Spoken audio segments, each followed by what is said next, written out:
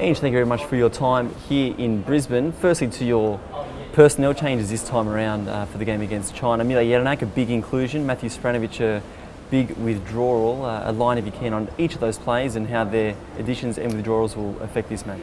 Oh, look, I guess first things first is that everyone who's available is feeling good, recovered really well from the last game, and I guess coming through our 3 group games with everyone sort of fit and well is the most important thing. Obviously good to get Mile back. He's played the first game, missed the next couple, but we've tried to be fairly conservative with him so that he was right for this game and beyond, and trained well, so no issues there. And Matthew misses out Spranovic, but Alex Wilkinson is more than capable of stepping in. So we figured at some point we may need to cover an absence here or there, and Alex Wilkinson can step up. On the career game, it's been a couple of days now since that one. In the wash-up and in the analysis, what's your message been to the playing group?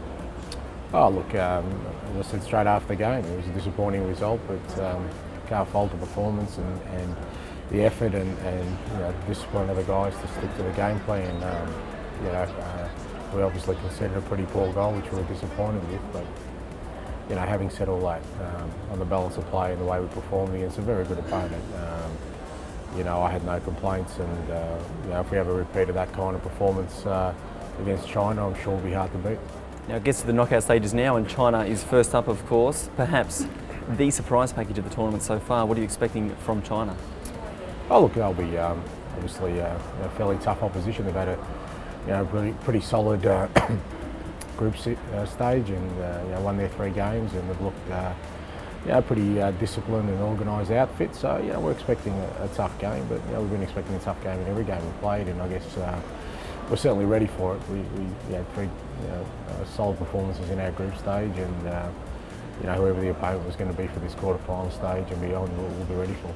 On that note, there has been a bit of a discussion around that due to finishing second in the group rather than first, Australia's path to the final now is somehow a little bit more difficult. Is that a view that you share? Unless they've added an extra round in our half of the draw, I think it's exactly the same, mate. We've got to win a quarter, a semi and a final. So I haven't looked beyond the quarter final, and the quarter final, whoever we played was going to be a challenging affair, and that's what it is. And then beyond that, we'll look at who we might play in the semi-final should we be successful. But if people are looking further down the track, I'm certainly not, and certainly the team isn't. And just finally, Ange, what will be the key tomorrow in terms of your team getting it right and putting the performance that is required to beating China? I'll look at just further progression on what we've already done. I think we've, as I said, we've played 3 really good group games.